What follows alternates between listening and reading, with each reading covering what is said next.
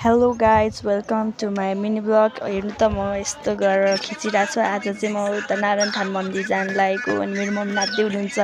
म पनि गएर नाचेँ किनकि आज हामी गएको क्या नारायण मन्दिर।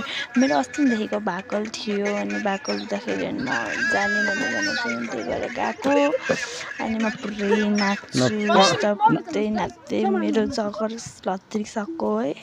मैले जगर्स पनि मेरो दिदीकोबाट ल्याएको थियो। दिदी ठ्याक्कै टप्किहाल्यो अनि त म बिचमा बेइज्जती गर्छु क्या मैले पनि अति नै कस्तो हाँस उठ्छ भने म यत्रो सानो छु मम्मी र दिदीको बिचमा मैले सर्ट बुर्की देखेको मलाई अनि भाकल थियो नि त मेरो भाकल जाने भनेको थियो अनि नारायण मन्दिर 4000 7000 कति किलोमिटर त्यो उचाइको छ क्या अनि भाकल कुरा गर्दैन मैले 8 क्लास सकेपछि म जान्छु भनेको नि ठ्याक्क 8 क्लास सकेपछि इक्जामको बिदामा म गएको थिएँ अनि मैले धेरैवटा फोटोहरू खिचेँ अनि ठ्याक्क त्यतिखेर आइफोन पनि थियो मसँग अनि म गएको थिएँ अरे नारायण थान मन्दिर मेरो गाउँमा मेरो दिदीको घर नारायण थान मन्दिरमा जाने भनेको थियो।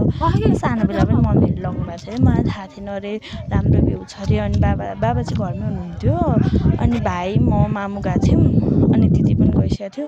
भाइलाई चाहिँ डर लाग्यो अरे जानलाई अनि जानलाई डर लाग्यो अरे त्यो नारायण थान मन्दिर अनि म मात्रै गएँ। भाइ हिँड्न पनि सक्दैन। म दिदी मामु अनि मामुको साथी गएछ्यो अनि दिदी अनि